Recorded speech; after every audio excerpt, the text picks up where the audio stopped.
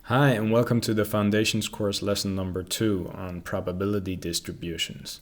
This will be a short lesson on probability distributions, and the standard normal distribution, and it will be a very nice step up towards understanding the concepts explained in lesson 3, which will deal with statistical inference. Let's start with probability. What does it actually mean? Probability is the likelihood of an event occurring. So notice that we're projecting something into the future, but we can only do that if we have certain experience. So the probability of a singular event is based on the frequentists' notion of probability. And this concept is illustrated as follows. Let's say we repeat independent experiments, we call them random samples, and then we collect data on their outcomes. And we specifically look at the frequency of different events occurring. And now, if we want to know what the probability for a singular event is, we just project back the likelihood of that singular event. And as an example, you could imagine throwing a dice and looking at the number of sixes thrown. If you throw that dice 6 times and you get 6 one time, then you might estimate that the probability is 1/6. We can best study probability distributions by looking at the frequency of event occurrences. And let's continue with that example with throwing a 6. This is actually called a Bernoulli experiment because it's one experiment with 2 discrete categorical outcomes. So you either throw the 6 or you don't.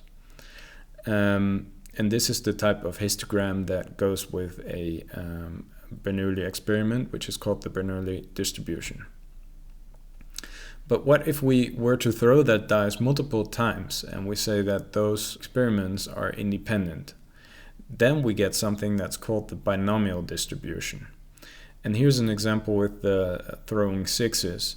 Let's say we throw that dice 12 times, and we state in advance that the probability of throwing a 6 is 1/6, and all those experiments are independent. You get this histogram with, here on the x-axis, the events that we're looking at, the number of 6s thrown in total over those repeated experiments, and then here the probability of those events. So we can see that the largest probability is assigned to throwing 6 2 out of 10 times. But it's not a symmetrical graph. And if we look at another example, we understand why. Because with the throwing 6, the probability was 1/6 of throwing a 6. And that's much closer to 0 than it is to 1. But if we were to look at throwing a coin flip and counting the number of heads thrown, and we were to throw the coin 10 times, we know that the probability is 0.5 or 50% throwing heads, and all those experiments are independent. We suddenly get a symmetrical histogram like this. And we can see that the largest probability is assigned to throwing heads 5 out of 10 times. So let's just summarize this. We start with a singular throw with the dice, which is a Bernoulli experiment. And if we look at that graph, we get a Bernoulli distribution, but it doesn't tell us very much. And if we were to repeat multiple independent Bernoulli experiments, so if we were to throw a dice multiple times, we get something that's called the binomial distribution. And the binomial distribution lets us calculate probabilities of events if we know the number of experiments that we perform and the probability of that singular event. Very much related is the hypergeometric distribution, which is depicted here below. But the difference is that these are multiple dependent Bernoulli experiments. So you can think of this as drawing marbles from a bowl without replacing them. So the probability changes after each event. And this is in stark contrast to the binomial distribution, which you can view as drawing marbles from a bowl with replacement. So the probability stays the same over all the events. Now, we've still talked about categorical outcomes and studying their probabilities, because we discussed performing consecutive experiments.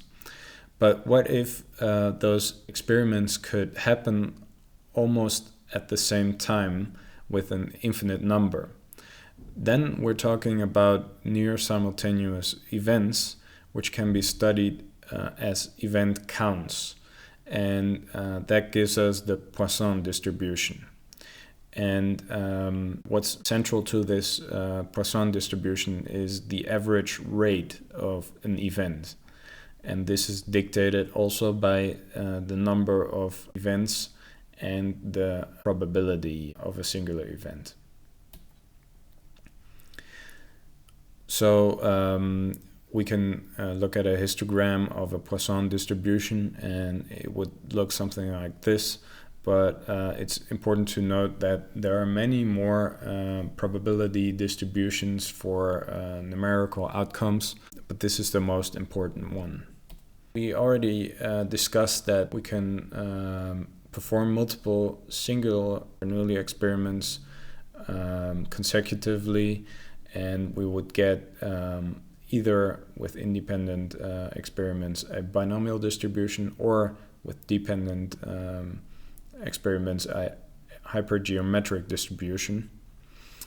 And if those experiments would occur near simultaneously, we would look at the event count, and this would give us a Poisson distribution. But what's very interesting is that if we increase the number of experiments very strongly, then eventually all those type of distributions will become a normal distribution. So regardless of the underlying distribution. And the histogram of a normal distribution looks something like this. And that's a very interesting distribution for statisticians, because it allows us to do all kinds of analyses. So let's talk about the standard normal distribution. Medical researchers love the normal distribution, and it's first described by Carl Friedrich Gauss, and the curve in a histogram of the normal distribution is also called a Gauss curve or bell-shaped curve.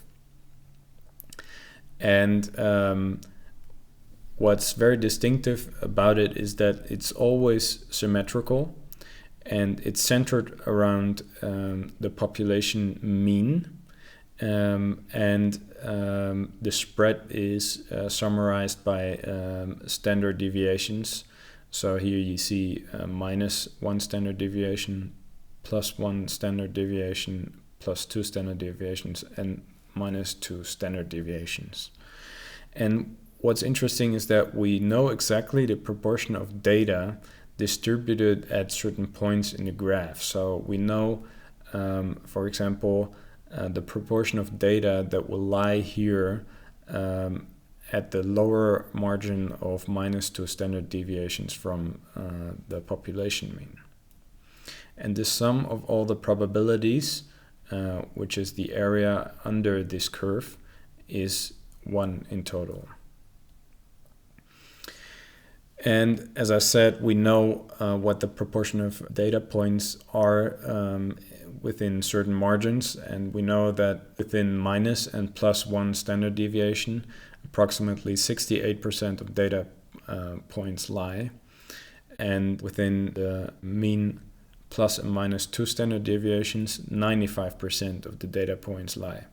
And if we were to reverse that, we also know that 5% of the data points lie beyond the mean plus or minus 2 times the standard deviation. And so that's 2.5% of the data points exceed the 2 standard deviation mark, and 2.5% are below the minus 2 standard deviation mark.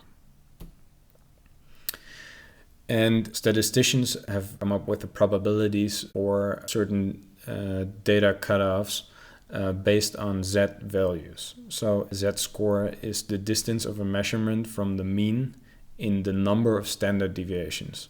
So if we were to translate that former histogram into the number of standard deviations, we just call this mean 0 standard deviations.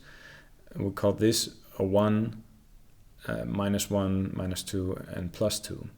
And so the mathematical formula for this is that the Z value is the distance from the observation of a data point minus the population mean divided by the standard deviation. And so mathematicians have created tables with probabilities for x that are below or above certain Z values. So whatever distribution that you're studying, if you have multiple events, you know that eventually you can study the standard normal distribution, and then you can come up with the probability of certain value lying below or above certain Z value. Don't worry if this all goes a little bit fast, or even if this is all very simple. We're just building up towards the more complex stuff, and I will make sure that all of this will be repeated in the next lessons, and I will explain to you what the clinical importance is of using these kinds of probability distributions in your analysis. All right, so I want to thank you. I think you did a great job again hanging in there, and I would say get out your helmet and get ready for statistical inference.